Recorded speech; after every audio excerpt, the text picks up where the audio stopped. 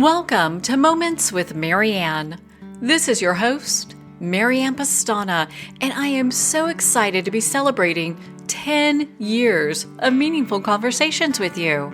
As we step into our new primetime hour, it's such an honor to share this exciting new chapter with you.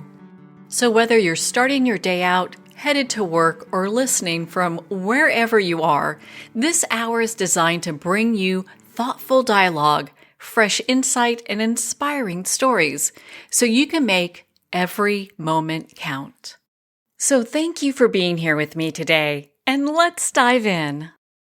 We're here today with special guests, Devon and Nico Hase, and they're here to share with us their new book, This Messy, Gorgeous Love, a Buddhist guide to lasting partnership. So what if the key to lasting love isn't perfection, but learning how to navigate the challenges together? I believe there's a lot of people who would like to learn about that for all relationships.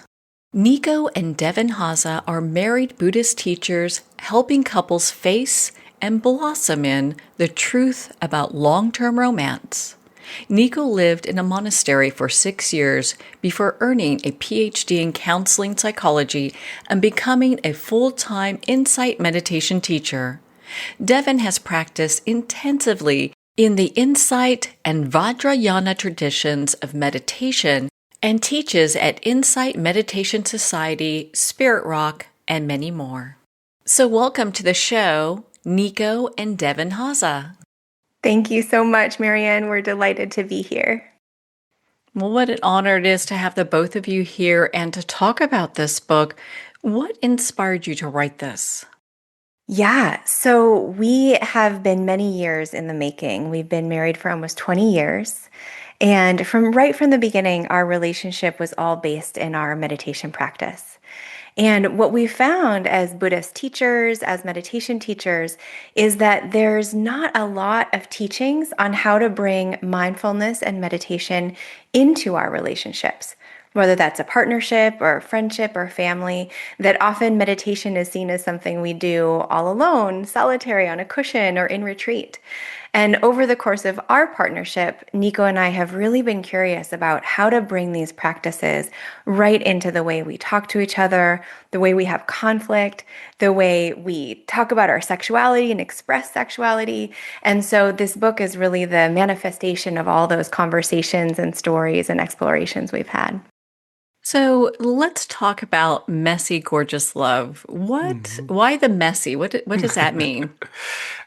Well, what we ran into as we were working with students on their actual relationship was this core belief that somehow it should be easy.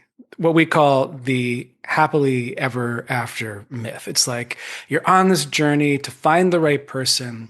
And then once you find that right person, it should be smooth sailing. But that's not at all the way intimacy works. Intimacy, real intimacy, partnership over the long term is messy. It is constantly changing. Sometimes it is deeply unsatisfying. Other times it is an immense joy. And what we want to do in the book is help people to connect with the reality of intimacy. So what we say in the book is relationships are rough. What that means is that you're going to have highs and you're going to have lows. You're going to have difficulties and you're going to have great days. And when we allow for the truth of this roughness, this coarseness, then there is so much more potential for growth as individuals and together.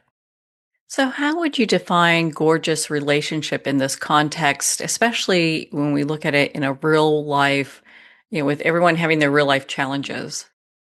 Well, I think we wanted to pair those two words together because it's gorgeous because it's messy. As we're coming into contact with the reality of this change that Nico's talking about and the inherent friction and stress that can come, especially in intimate relationships, but also friendships and family connections, that messiness actually becomes part of the compost or the fodder for our waking up together, for our deepening intimacy. And then, so that's how it becomes gorgeous too. It's like we're not painting over, polishing this happily ever after life. It's more like after the happily ever after, it's messy. But because we're willing to be in the mess together, to be honest, pay attention to what's happening, to engage in conflict skillfully, that's the way it's kind of an alchemical process that then it gets to be really gorgeous, beautiful, a way that we can enjoy each other to the deepest extent. In your book, you emphasize relationships are inherently difficult, and that's really what you're hitting to here as well. So, how can couples shift their mindset to accept that reality? I think that the first step is what we call deep listening. And there's so much in the book that relies on this capacity to really listen. And we describe it in three different directions. So there's like the deep listening to myself, really listening to this nervous system as it is expressing itself in this moment. What is alive here? That is a capacity that we can train. We usually call it mindfulness, but it's a kind of turning inward and listening to what is here. When we really listen to what is here and we cultivate that capacity, then we can extend that to another. And we can deeply listen to our partner, also our children or our parents or our coworkers. But it starts with being able to listen to this one here and then be able to extend the listening outward. Once we've done that, we also talk about listening to the relationship itself. And that's not entirely mine. It's not entirely yours. It's this kind of space in between. You could call it the context, or you could call it the relational dynamic. And that too needs to be listened to. So, how about for those folks that have very strong emotions? How can they get it to a place where they can listen first to themselves and then, of course, their partner? So we teach a particular meditation technique that uses an acronym called RAIN. So our friend and teacher, Tara Brock, really popularized this acronym, and it can be very simple in working with emotions. We use RAIN all the time for difficult emotions, but also for positive emotions. It's a way of bringing our mindfulness and our emotional literacy to the forefront so that we can learn this three-part listening that Nico's talking about. So RAIN stands for step number 1 is recognize. That in itself is a huge game changer when we can recognize the emotion that we're having. Oh, this is anger. This is fear. This is resentment, right? That's already huge. There's something in the heart that likes that recognition. Like, oh yeah, I know how I'm feeling. Step number 2A is allow. How can we actually create enough space in the body, the heart, the mind to feel whatever we're feeling?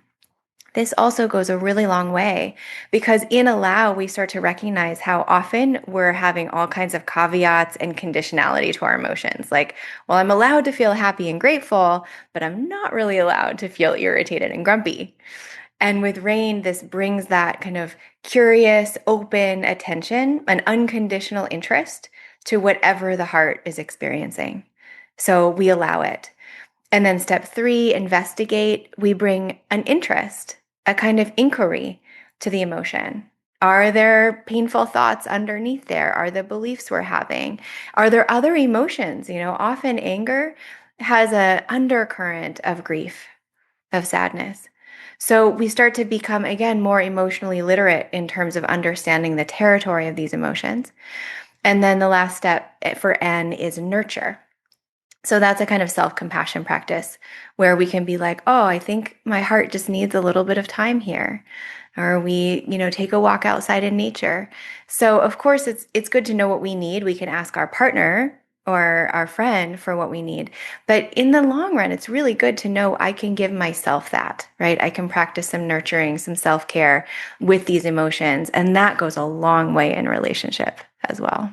Well, thank you for taking the time to explain that. I think so many people expect their partner to be the person that will like, quote, make them happy. So, what happens when that expectation is released? Freedom.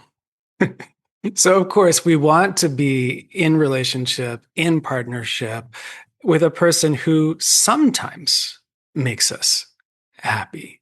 The difficulty that we're pushing against is the idea that our relationships should always make us happy. That is just not realistic. So when we release the idea that this partnership is always going to be satisfying, that it's always going to make me happy, then we can connect and we can investigate what is actually here and what is actually happening in this moment.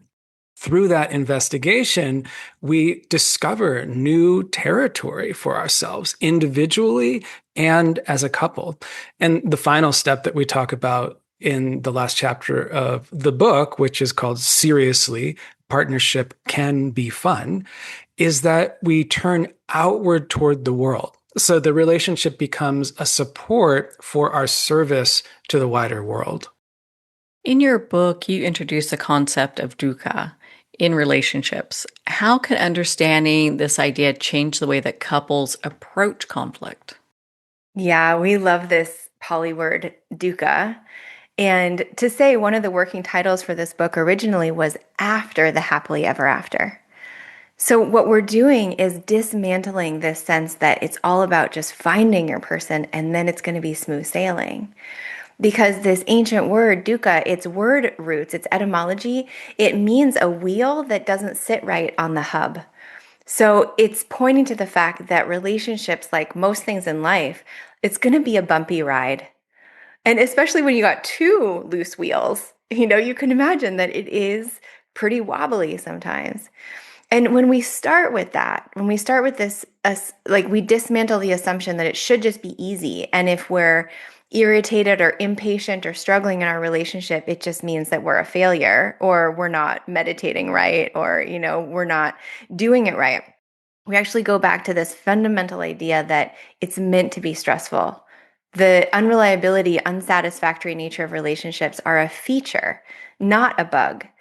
Then we actually go back to square one. We have a lot of potential then from that understanding of relationships are rough. They're going to keep changing. They're going to keep being difficult. There's so much room to use these tools like deep listening that Nico's talking about, like clear communication, like this open curiosity we can bring to our own emotions that are messy and gorgeous and the emotions of another that are also messy and gorgeous. Then there's like all this potential and room for growth and for real intimacy. But we have to get the projections out of the way. We have to get ideals out of the way. Later on in the book, I talk about the trance of nice.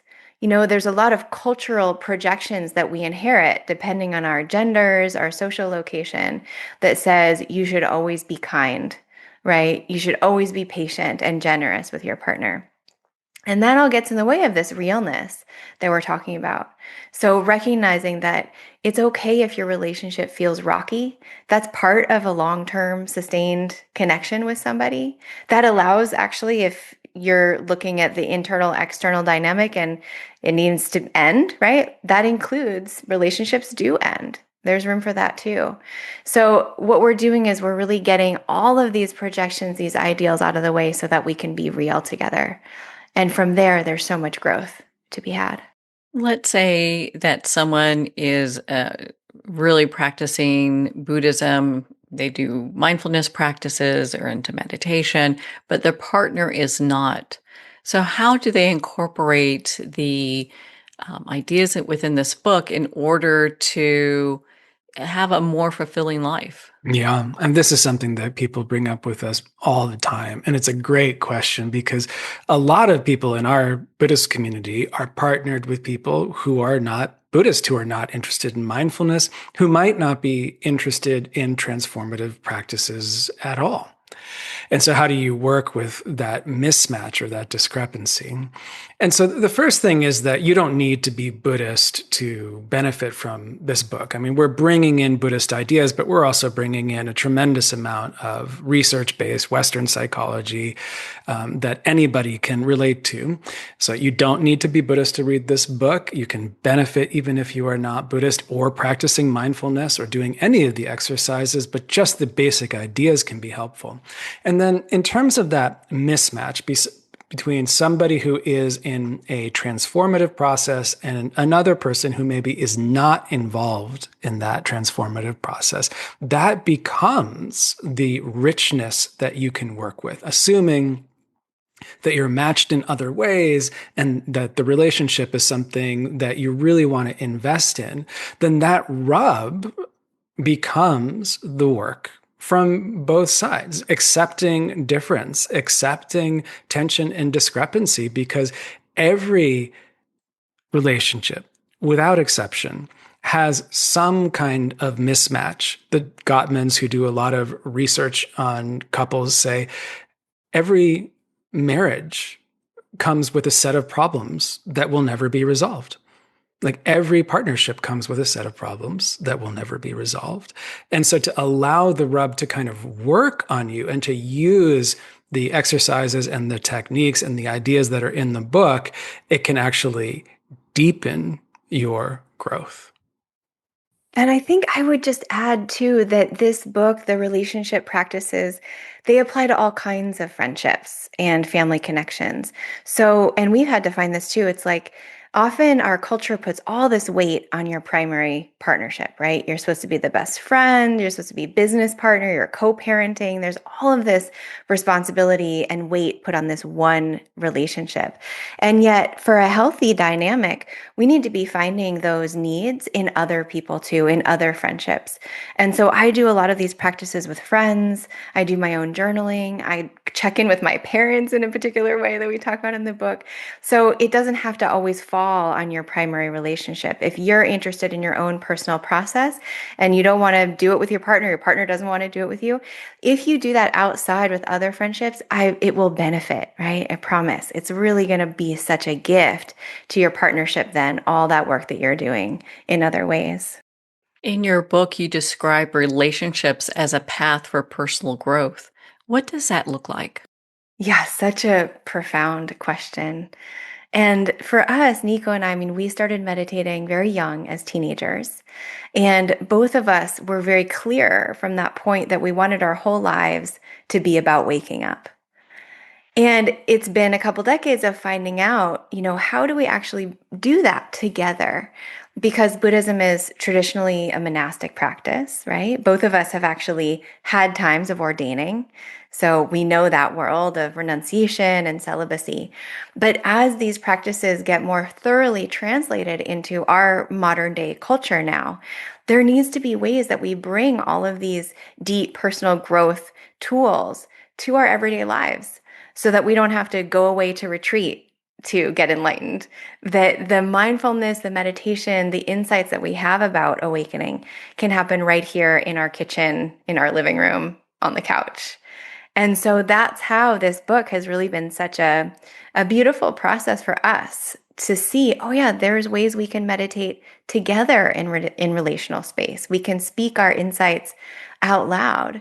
I remember at the end of one long retreat, I was in solitary retreat for a long time, 6 months, and very lonely, really reckoning with my own inner demons. And Nico came to visit at the end, and we've been writing letters throughout, so he had known my process. And I remember him saying to me, "It's such an honor to have a front row seat to your awakening."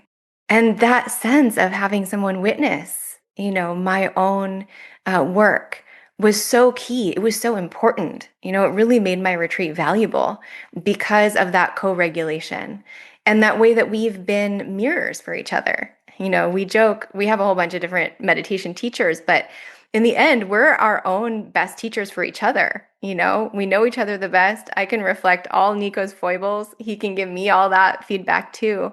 And in that way, it's really necessary to have that person in your life, whether it's a life partner or a different kind of relationship, that can help you on your path. that it's an awakening process that we're doing together. It's very beautiful.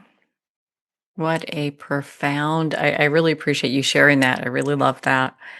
And when it comes to apologies, I mean, how important is it that we give a genuine apology? Because that happens all the time in relationships. Yeah.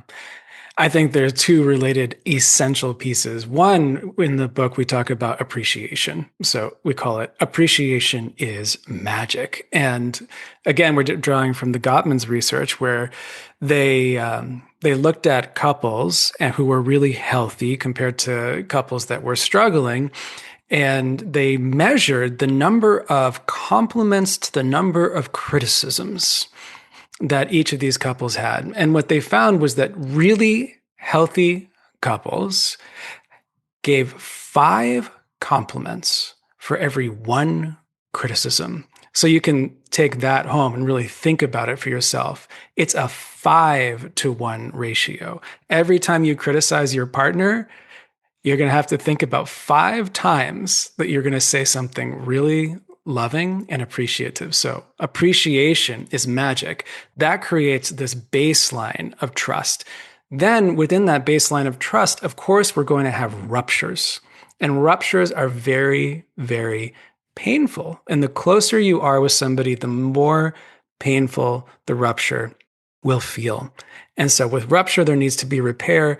And in repair, a genuine apology carries more weight than almost anything. So genuine apology means you actually feel it, right? You feel, you don't only think, but you feel that you're carrying the weight of what you said or what you did that was hurtful or harmful.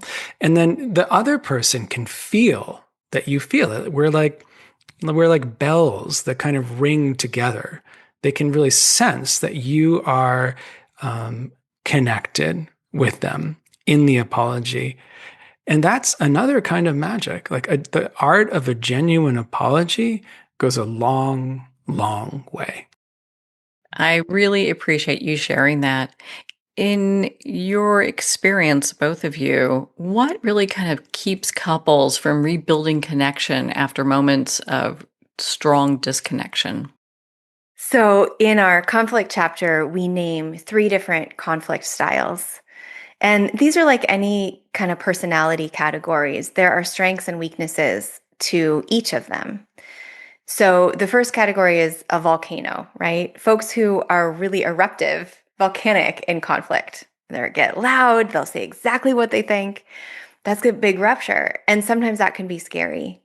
So the strength of a volcano is that they're honest, but they need to learn how to do repair really well. The art of forgiveness, the art of asking for forgiveness, the apology that Nico's talking about. Then the second category are diplomats. Diplomats are really good at talking. They have a lot of talking skills. They've probably done nonviolent communication and all kinds of other mindful speaking training, but that can get really heavy and burdensome. They could talk till the cows come home. So diplomats need to build in maybe more direct communication or more ways to kind of take a break or know, okay, talking has taken us this far. Now maybe we need a different way of communicating. So they need to kind of know how to put the timer on all of the diplomacy. And then dodgers are the third type. They just dodge. They don't like conflict. They get out of the way. And yet the problem with that is that all these problems will simmer, underneath the surface. And so depending on our conflict style, we're going to respond to conflict, accordingly. And so a volcano will keep erupting if they don't get what they want. A diplomat will try to keep talking and negotiating and talking. And a dodger will leave, right? They'll leave the room. Now, it's good for us to know what our particular style is so that we can play to its strengths. And we can also learn to ride the edge of our weakness. So for Nico and I, we're both volcanoes. We've had to learn how to be diplomatic with each other. And actually sometimes how to dodge. When it's just not the time for the conflict, we have to take a break, walk around the block before we get back into it. So the key is knowing, okay, we're probably going to respond. These can be obstacles, especially if we're mismatched in our conflict style. But when we acknowledge that, then there's a lot of room for understanding, oh, you respond this way because of this. You're afraid of my volcanic style, or you're dodging, but that actually makes me feel really insecure when you leave the room. So then there's a lot of negotiation around how do we find each other given these kind of knee-jerk reactions that we all have. For someone that's feeling stuck or maybe discouraged in their relationship, what's one step they can take towards creating meaningful change? Deep listening. For me, it all starts with deep listening. And it's a courageous act to turn your attention first toward yourself. We are so often in the fix-it mode, whether we're trying to fix our partner or we're trying to fix ourselves to be more like our partner. To drop all of that takes an act of courage, and to just listen to what is here is an act of courage. So there's just this taking a breath, maybe closing your eyes and sensing, what is my heart saying right now? What does it feel like in my body right now? And then building that capacity to be with what is here, even when it is difficult. And then extending that deep listening to another. To me, that is always the way back. Well, Devon and Nico, you both are such an inspiration. Where can listeners connect with you and be part of your community? They can connect with us on our website, which is Devon and Nico Hase, Hase.com. And our community is called Refuge of Belonging. It's an entirely online community. We have events all the time, day-longs, quarterly classes. There's a WhatsApp thread that is always going. People get very tight, and we have a great time online. So join us online. Well, thank you both for taking the time to be on the show with us here today. Thank you. Thank you so much, Marianne. It's been just a delight. Well, thank you, Nico and Devon. It's been such an honor to spend this time with you and to talk about your new book, This Messy, Gorgeous Love, a Buddhist Guide to Lasting Partnership. This Messy, Gorgeous Love is available at Amazon, Barnes & Noble, and all indie retailers. And remember, support our indie bookstores. If you don't see it on the shelf, just ask for them to order it. Well, we're at the end of our time today. I'd like to thank everyone for tuning in. You're listening to Moments with Marianne, where we make every moment count.